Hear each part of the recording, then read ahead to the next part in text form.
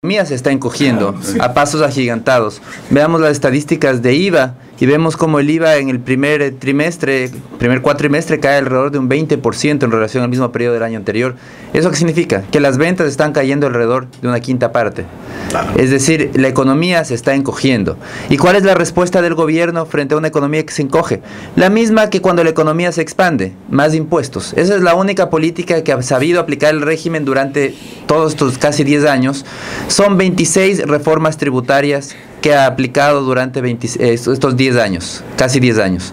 Y vemos que las aplicó cuando el precio del petróleo estaba alto, cuando el precio del petróleo baja, también aplica más impuestos. Pero no dice el gobierno, ahora lo dijo el 24 de mayo, que no ha habido ningún paquetazo, que él no ha creado ninguna ley. Esas son definiciones para temas políticos, pero está muy claro aquí cuando está subiendo el IVA, que es de todos los impuestos que aplica aquí, el más fuerte es del IVA, pasar del 12 al 14. El gobierno estima una recaudación de 750 millones de dólares solamente por esa variación. En realidad, si las ventas estuvieran al nivel del año pasado, esa recaudación significaría alrededor de 1.200 millones de dólares. Lo que pasa es que la economía se está contrayendo y por eso, a pesar de que sube el IVA, la recaudación no sube al mismo ritmo. Pero vemos que ese es un impuesto que afecta a toda la población. Afecta y con mayor proporción a las personas de menores ingresos, porque es un impuesto además regresivo, porque el valor que uno paga es un valor fijo que para el que gana $500 representa un porcentaje mayor que para el que gane $1.000 o $2.000. Entonces vemos que son impuestos adicionales y son en gran cantidad. Tenemos también el ICE a las telecomunicaciones, a las bebidas gaseosas, que yo sepa, las bebidas gaseosas no son ningún bien de lujo, a la cerveza. Vemos que sí son dos paquetes tributarios seguidos con una gran cantidad de tributos y el gobierno por su lado se resiste a reducir el gasto corriente. Entonces tenemos que la única contracción que ha hecho el gobierno, alrededor de 6.000 millones, es en inversión, lo cual también afecta a la economía, porque vemos que en una economía que se contrae, el gobierno dice ya dejo de invertir y soluciona los problemas, y vemos que lo que está es acrecentando el ritmo de caída. Entonces un gobierno que no quiere reducir su nivel de gasto, no quiere reducir el gasto corriente, y al cargar de más impuestos a la población y a las empresas, lo que está haciendo es retirando liquidez del sector privado, y esa liquidez significa menos dinero en las familias para comprar. Les alcanza para menos, ahora nos va a alcanzar para menos, implica menos ventas en las empresas, y las empresas cuando tienen menos ventas, vemos que están cayendo en promedio un 20% las ventas, con menos ventas la empresa reduce costos, y la manera de reducir costos es despidiendo personal, y es lo que estamos viviendo también el día de hoy. Vemos que los últimos datos del primer trimestre reflejan que se ha aumentado el número de desempleados urbanos en 151,000 personas adicionales a las que había en el mismo trimestre del año anterior. Entonces estamos viendo el costo de esta política del gobierno, es decir, yo no me ajusto, en el sector público están garantizados los empleos, sí, pero en el sector privado, con todos estos impuestos que está cargando, está obligado a que el que se ajuste sea el sector privado, y es donde se están perdiendo los empleos. Voy a hacerle una pregunta entonces al político, líder de Venceremos, don Carlos Añay de la Bastida, posible candidato en el 2017 a la presidencia de la República. ¿Hay que bajar los impuestos? Por supuesto. Eso yo siempre he indicado, desde el año 2006, cuando incursioné por primera vez en y adicionalmente lo que tú estás diciendo, ¿cómo explicar entonces que con todo este descalabro que nos dice Alberto, el gobierno tenga, el presidente, 63% de aceptación, popularidad? En Carondelet seguramente, porque dentro del resto del país no creo que sea esa la cifra correcta. Si tiene 28% de credibilidad, a alguien no le creen, ¿cómo va a tener aceptación de 63%? Eso no es así. El presidente cae en su popularidad constantemente, y sobre todo cae porque ya no hay dinero para tapar todas sus deficiencias. Ustedes no crecen, pues, en cambio. Ustedes, los demás perdone, ustedes mucha gente. Usted no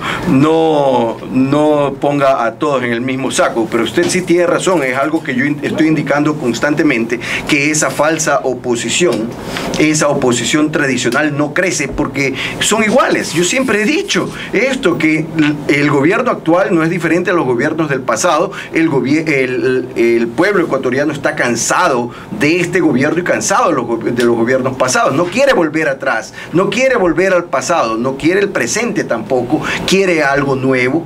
Y yo represento esa tendencia nueva, que significa no estar involucrado y no haberse involucrado con gobiernos, ni el actual ni pasados. Eso significa nuevo. Nuevo no significa un improvisado salido de la nada, totalmente desconocido, que nunca ha hecho absolutamente nada para el país. No, eso no. Yo llevo 10 años en política y llevo 10 años haciendo política como es debido, es decir, criticando lo que hay que criticar. Y he criticado a este gobierno desde el principio, porque desde el principio cometió gravísimos errores, de tal manera que de primera yo indiqué que este presidente de la República es un traidor a la patria, y yo lo he dicho constantemente y él no replica, porque es verdad. Y a la verdad, aunque duela, no hay cómo replicarla. Alberto, ¿usted ha encontrado hasta ahora, de las propuestas que pudieron por allí alguien plantearlas, alguna alternativa, digamos, seria, como para poder de alguna manera proyectar un verdadero cambio de aquí a 1 o 2 años? No, yo creo que ahora el centro de la discusión tiene que estar en la economía.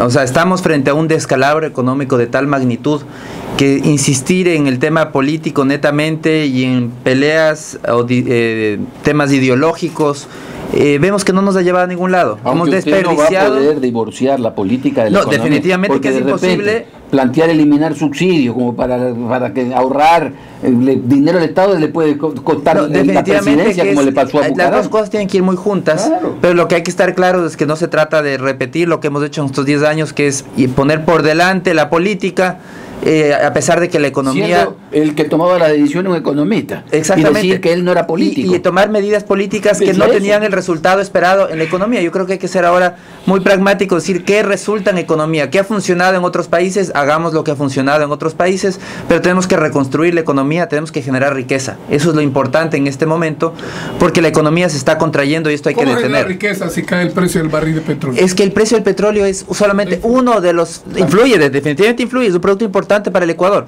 pero para eso hay que ser precavidos. Hay otros sectores, y por ejemplo, claro. Primero, y el tema del petróleo, hay que hacer un fondo de estabilización del petróleo. Los fonditos que el presidente rechaza, necesitan volver los fonditos, no para pagar deuda externa, para poder sacarlos en los momentos cuando los precios bajan, poder tener, que el gobierno pueda tener recursos para poder invertir, porque la inversión, un gobierno lo que tiene que tratar de hacer es una política contracíclica, es decir, cuando las cosas van mal, el gobierno debe poder seguir gastando y no ser el primero que se ajusta, sino que debe poder seguir gastando a un ritmo sostenible, y cuando las cosas van bien, debe contenerse, no debe ir al máximo y gastar lo máximo que puede, sino contenerse cuando las cosas van bien y dejar que el sector privado se expanda, y cuando las cosas van mal, como lo actual, el gobierno hacer un esfuerzo adicional y seguir manteniendo su gasto. Y eso, para eso requiere un criterio de estabilización como lo ha manejado Chile con el cobre, por ejemplo.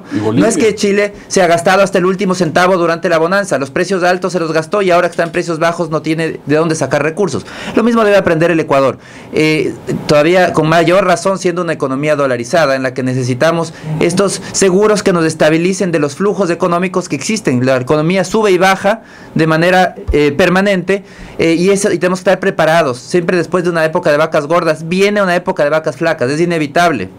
Y para eso debemos prepararnos. Y por otro lado, cuando digo la prioridad es la economía, la prioridad debe ser cómo crear un ambiente favorable para la inversión, para la producción.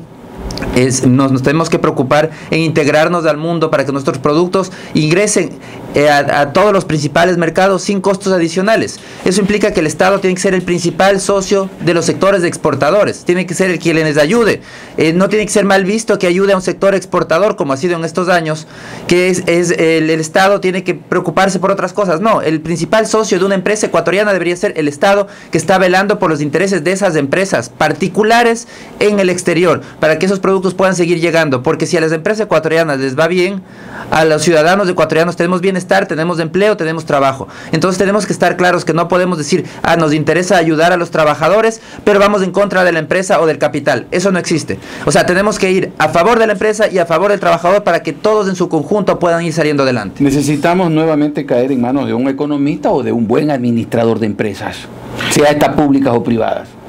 Bueno, veamos más bien qué es lo que quiere el ciudadano ecuatoriano. Y 65% del ciudadano ecuatoriano quiere un administrador de empresas, quiere una persona nueva, pero que conozca de política y que haya estado inmerso en la política, pero no en la política de este gobierno ni de los gobiernos pasados. Esa es la definición de nuevo para el ciudadano ecuatoriano. Ahora, te voy a decir algo. El problema del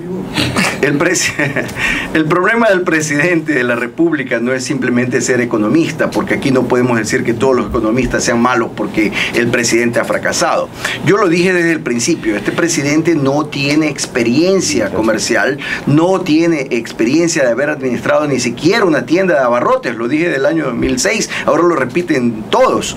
Ese es el problema. Una cosa es la teoría, la economía teórica, que él siempre dice en las sabatinas, académico, sí, esto se vio en economía 1, economía 2 y cosas por el estilo, es todo universidad.